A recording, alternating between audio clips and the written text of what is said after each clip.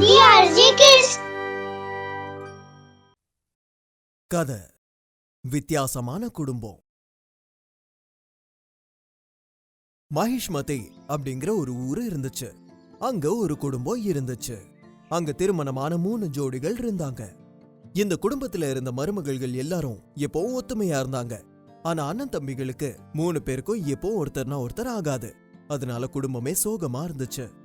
ஒரு நாள் அவங்களுடைய அத்தை 3 மருமகள்களையும் கூப்பிட்டு என்ன சொன்னாங்கன்னா, இங்க பாருமா, உங்க 3 பேருக்கும் நல்லாவே தெரியும், உங்க 3 பேரையும் நான் என் பெத்த பொண்ணு மாதிரி பாத்துக்கிட்டேன்.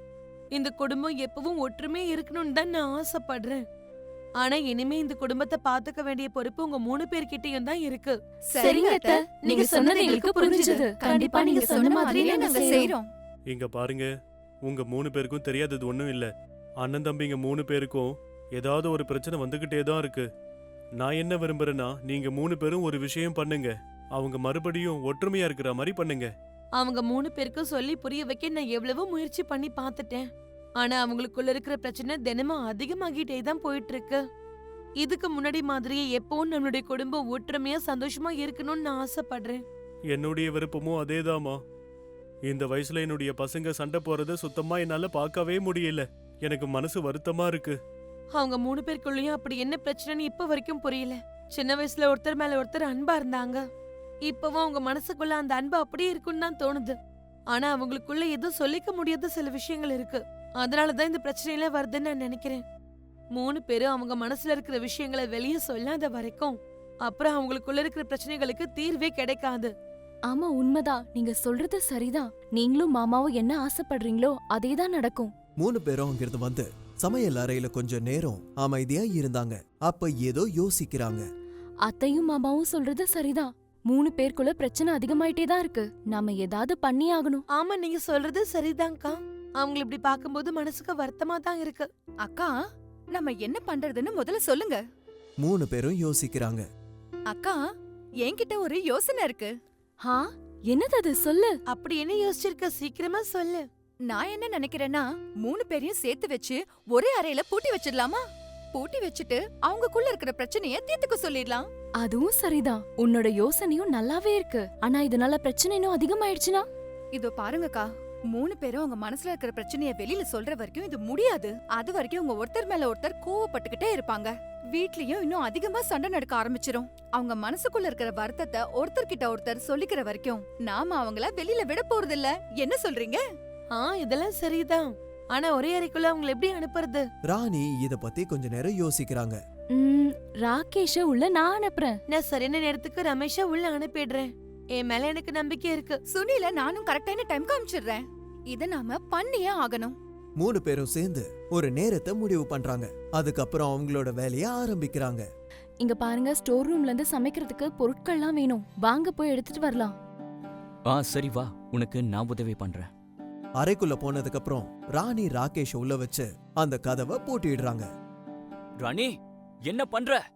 என்ன எதுக்காக அடைச்சு வச்சிருக்க? கதவை திறந்து விடு. நீங்க கொஞ்ச நேரம் அங்கேயே அமைதியா இருங்க. நான் அப்புறமா வந்து கதவை திறந்து விடுறேன். அடடா, சீக்கிரம்! எவ்வளவு நேரம்? அதே மாதிரி மஹிமாவும் ராதாவும் ஒவ்வொரு திட்டத்தை போட்டு அவங்களோட கணவர்களை அந்த அறைக்குள்ள அனுப்பி வச்சுட்டாங்க. 3 பேரும் அங்க ஒருத்தர் பாத்துக்கிட்டதுக்கு அப்புறம் அவங்களுக்கு எல்லாமே புரிஞ்சிடுச்சு. அப்போதான் கதவு கீழ இருந்து ஒரு கடிதம் உள்ள வருது. இங்க பாரு, உள்ள ஏதோ ஒண்ணு வந்திருக்கு. இதோ நான் பாக்குறேன். அதுல என்ன எழுதிருக்கு? சீக்கிரம் படி. நாங்க 3 பேரும் உங்களை இந்த அறைக்குள்ள அடைச்சு வச்சிட்டோம். நீங்க 3 பேரும் ஒருத்தர்கிட்ட ஒருத்தர் பேசிக்கோங்க. உங்க பிரச்சனை எல்லாத்துக்கும் ஒரு தீர்வு வேணும். அதுக்கு அப்புறம் தான் நாங்க கதவை திறக்க போறோம். அதனால நாங்க 3 பேரும் உங்களுக்கு சொல்றது என்னன்னா, ஒருத்தர்கிட்ட ஒருத்தர் பேசிக்கோங்க. 3 பேரும் ஒருத்தர் பாத்துக்கிட்டதுக்கு அப்புறம் ஒருத்தர்கிட்ட ஒருத்தர் பேச ஆரம்பிக்கிறாங்க. அவங்க 3 பேரை பத்தி நமக்கு நல்லாவே தெரியும். நம்ம பேசி பிரச்சனைய முடிச்சு வைக்கிற வரைக்கும் அவங்க கண்டிப்பா நம்மள வெளியே விடவே மாட்டாங்க. ஆமா, நீங்க சொல்றதும் சரிதான் அண்ணா. ஆமா, எனக்கும் அப்படிதான் தோணுது. அதாவது நம்ம 3 பேருக்குள்ள இது வரைக்கும் என்னெல்லாம் நடந்திருக்கோ அதெல்லாத்தையும் சரி பண்ண வேண்டிய நேரம் இதுதான் நினைக்கிறேன். நாமளும் எத்தனை நாள் தான் இப்படி பேசிக்காம சண்டை போட்டுக்கிட்டே இருப்போம்? இந்த பிரச்சனையை முடிச்சிடுவோம்.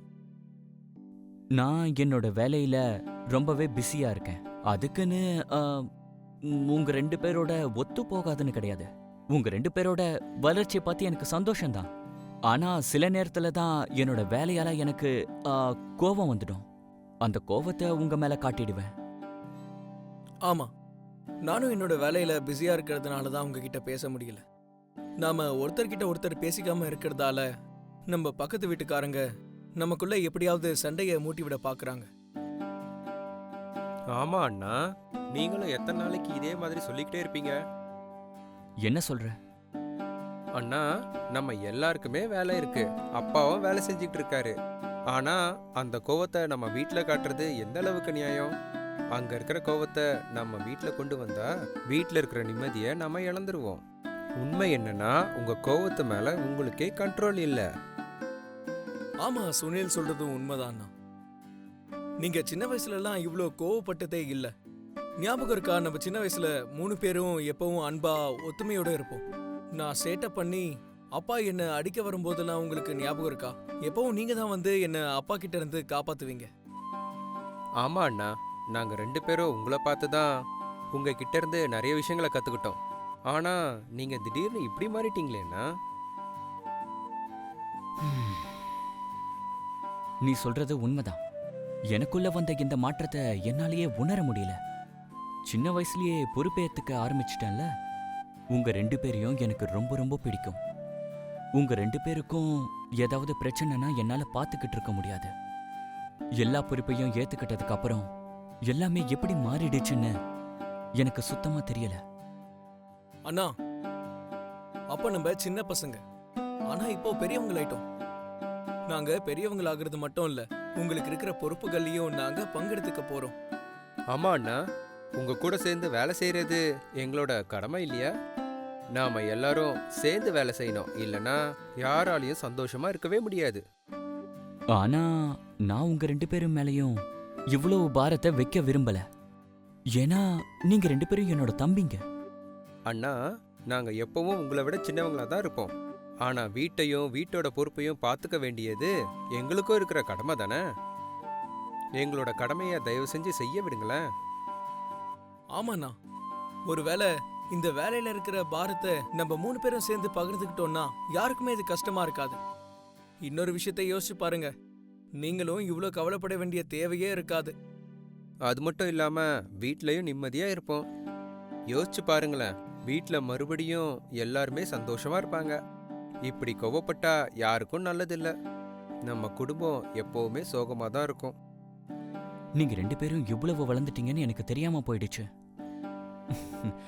அப்பா சரியா தான் சொல்லியிருக்காரு. வீட்ல இருக்கிற சின்னவங்க அவங்க பொறுப்பை ஏத்துக்கிட்டதுக்கு அப்புறம் அவங்க பெரியவங்களா மாறிடுவாங்க இல்லையா? நான் உங்க 2 பேருக்கிட்டையும் மன்னிப்பு கேட்டுக்கிறேன். நான் இந்த விஷயத்தை புரிஞ்சிக்க ரொம்ப தாமதப்படுத்திட்டேன்.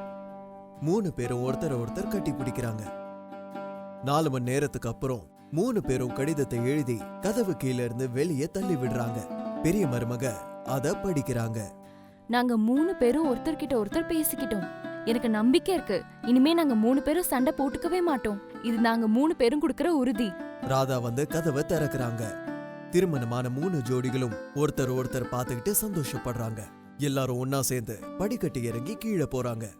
எல்லாரையும் ஒற்றுமையா சந்தோஷமா பார்த்து, நம்மளோட மருமகள்கள் எல்லாரும் நல்லா படிச்சு நல்லது கெட்டது தெரிஞ்சதுனால தான் இதெல்லாம் அவங்களால பண்ண முடிஞ்சது. ஆமா, நீங்க சொல்றது சரிதாங்க. ஒரு குடும்பத்தை ஒற்றுமையா சந்தோஷமா வச்சிருக்கணும்னா அது கண்டிப்பா ஒற்றுமையால தான் முடியும். 6 பேரும் வந்து அவங்களோட அம்மா அப்பா கால்ல விழுந்து ஆசீர்வாதம் வாங்குறாங்க. அவங்களும் சந்தோஷப்பட்டாங்க. அவங்களுக்குள்ள இருந்த பிரச்சனை தீர்ந்ததுக்கு அப்புறம் குடும்பம் மொத்தமும் ரொம்ப சந்தோஷமா இருக்கு. ஒருத்தர் மேல ஒருத்தர் இன்னும் ரொம்ப அன்பா இருக்காங்க. இப்போ எல்லாரும் ஒருத்தர் கூட ஒருத்தங்க ரொம்ப சந்தோஷமா இருக்காங்க. அவங்களுக்குள்ள எந்த ஒரு சண்டையும் கிடையாது.